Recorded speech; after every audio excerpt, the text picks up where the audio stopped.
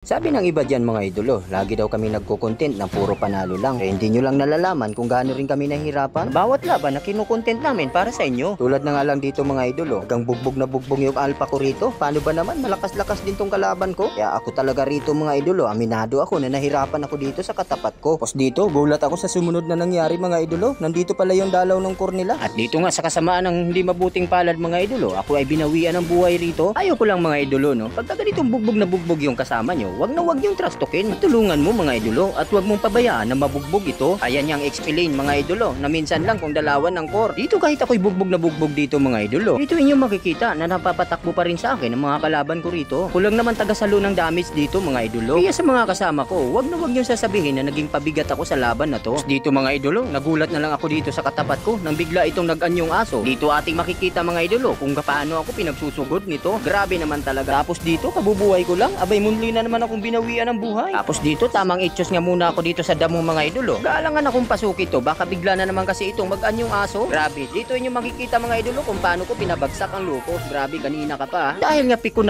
na ako sa iyo. Kaya ito, titipihan na kita ng harap-harapan idolo. Dito naging kampante na ako sa puntong to mga idolo. Dahil ang buong akala ko kakayanin ko na ang lukong to. Ngunit makikita talaga natin dito mga idolo. Nagap na ako sa level dito. At nang mag-anyong aso ito mga idolo, ayun, ninat-ngat ako. Ito mga idolo, ayos na sana tong ginawa ko rito. Paunurin yung gagawin ng mga kasama ko. Wala man lang paluap mga idolo. Abay pinagtulungan na ako. Yung mga kasama ko, wala man lang ginawa para sagipin ako. Pinado talaga ako dito sa laban na to mga idolo. Grabe talaga ang pagkabugbog ko rito. Kahit ganun pa man ang nangyari dito mga idolo, nakamit pa rin naman namin ang panalo. Diba? 111 ang laki ng ambag ko, diba mga idolo?